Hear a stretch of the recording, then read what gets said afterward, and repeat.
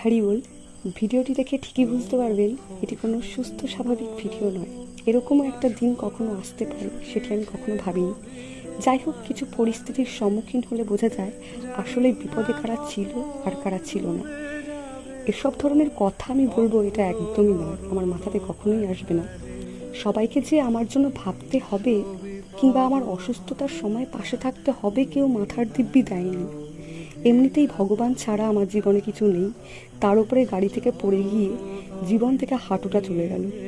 থাকার মধ্যেই পাটুকুই ছিল। এমনিতেও অন্নপূর্ণা ভাণ্ডার পাইনি, তাতে দুঃখ নেই। এই চাকরিটুকু আর নাচের স্কুলটা চালিয়েই আমি খেতে তো পারতাম।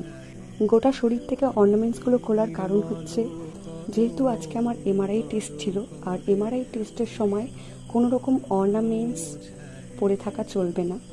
যেহেতু এমআরআই মেশিনের গোটা বডিটা ম্যাগনেট বডি থাকে, ঠিক সেই জন্য ভেতরে কোনো রকম অর্নামেন্টস, ফোন এর সমস্ত কোনো কিছু অ্যালাউ নেই। এবার আসি আসল কথায়। শরীরে অসুস্থতা নিয়ে, চোখে মুখে ক্লান্তির ভাব নিয়ে কি কখনো ভিডিও বানানো যায়? আমি এর আগে কখনো করিনি, তবে ভিডিওটা করেছি। এর কারণ হচ্ছে এই বর্ধমান মেডিকেল কলেজের রেডিওলজি ডিপার্টমেন্টের ডাক্তার মিল্টন বিশ্বাসকে আমি জানাই অসংখ্য ধন্যবাদ। কোনো অ্যাপয়েন্টমেন্ট ছাড়া সে আমাকে এমআরআই টেস্টের জন্য হেল্প করেছেন, তো তার প্রতি আমি চিরকৃতজ্ঞ থাকব। তো সকলে ভালো থাকবেন, সুস্থ থাকবেন।